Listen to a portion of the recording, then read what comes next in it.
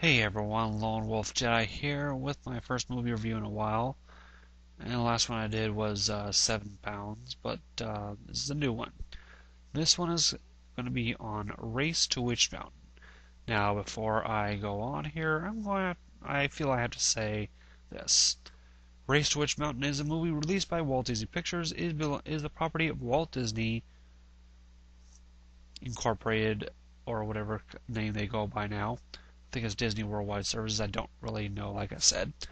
Anyway, this is a private review, and no copyright issues are intended. Now, with all the legal BS out of the way, let's get down to business. Race to Witch Mountain is a movie that stars Dwayne Johnson, whom WWE fans know as The Rock, and it stars a few other people.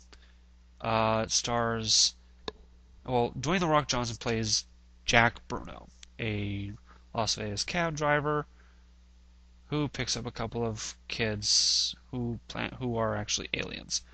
Played by Anna Sophia Robb, played Sarah, Alexander Ludwig, Seth.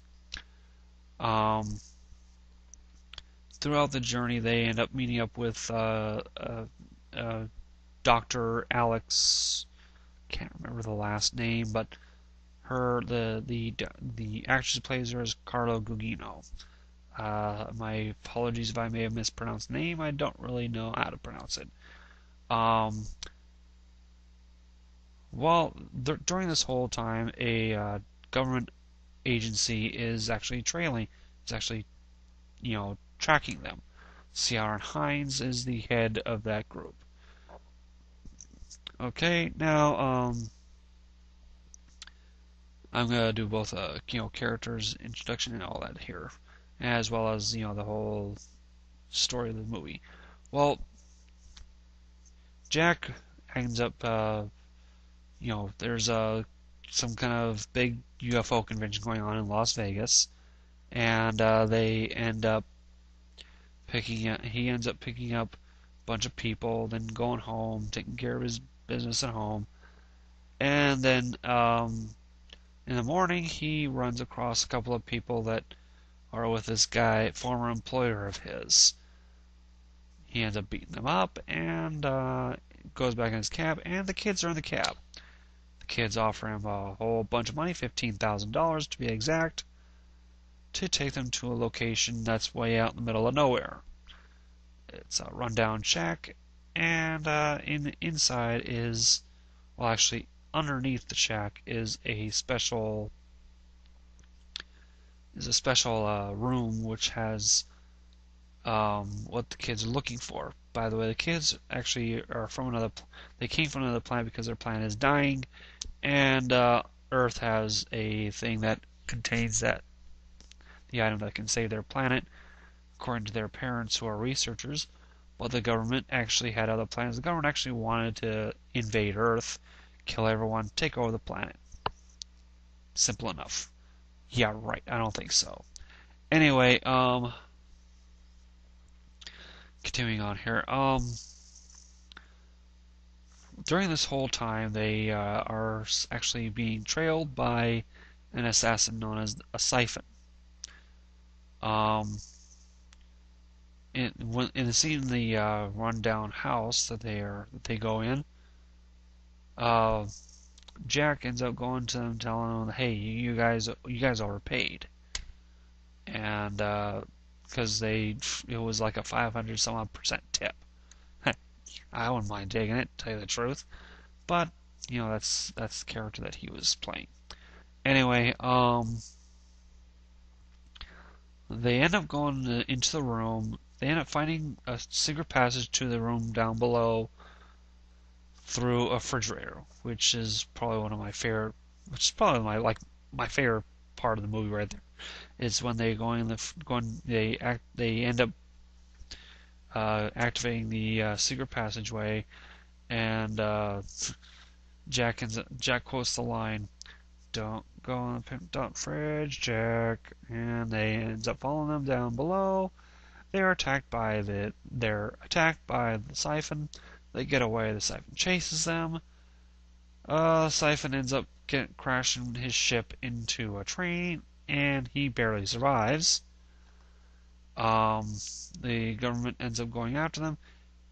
Then the government goes after them as well. Basically, chasing after them. Um, the kids, after getting the object, they end up going to Stony Creek and discussing what they need to do.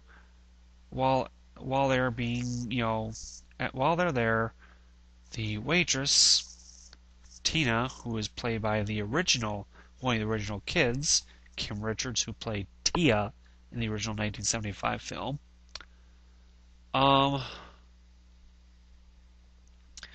she ends up, treating them, taking their order and everything, and well, all of a sudden walks in the sheriff, Anthony, played by Ike Eisenman, the original Tony. So that's where they kind of conjunction the old and the new right there. Um, Also, let me think here. Well, the government is after him. Is the guy's name's C.R. Hines. Yeah, I don't know the agent's name, but they end up saying to Jack that they need their ship. Well, the only person that Jack knows that would know anything about that is the doctor, Dr. Alex. So he ends up taking them back to Vegas, meets up with the doctor, and she says the only person that she knows that can help him out is her colleague. Don't know the name of the guy, but I think, Harlan. Harlan, I think. I'm not really sure about that, but I think that's the name. But he's played by Gary Marshall. Um, Also, there's a small bit part by Cheech Marin, plays mechanic. But anyway, after they meet up with Gary Marshall's character, he lends them their Winnebago. Yeah, much like in the first film, but the only difference is Sarah doesn't make the Winnebago fly like Tia did. Thank God. Sorry, thank God about that. So anyway, they end up getting to Witch Mountain. Uh, they are separated for a bit because the government takes the kids and kicks the adults off the property because it's government property. Oh, by the way, they find out that their ship is at Witch Mountain, secret government facility. Don't think it's Area 51 though. That's something different. Anyway, they end up finding out that it's there, and they find it. Jack and Alex end up saving the kids. The kids get on the ship, and after a tearful goodbye, and the kid and Sarah telling Jack to take care of the dog that she befriended earlier in the film, they leave. And by the way, in the process of that, they are actually in the process between the recovering the ship and the tearful goodbye, they're attacked by the Siphon. They end up killing the Siphon. Anyway, think here. They go back to their planet. During the ending credits, the Doctor and Jack are attending another convention with their book Race to Witch Mountain: A True Life Story, and they end up getting into a car which was previously hinted by Jack that he wanted, which is the car from Bullitt, '68 Ford Mustang GT. During that time, the communicator goes off that was handed to them by the kids, and that suggests another movie. Don't know. But anyway, I give this film a 3.5 out of 5, despite the fact that I don't really like remakes. So, with that being said, as always, this is LWJ saying please rate, comment, subscribe. Thank you.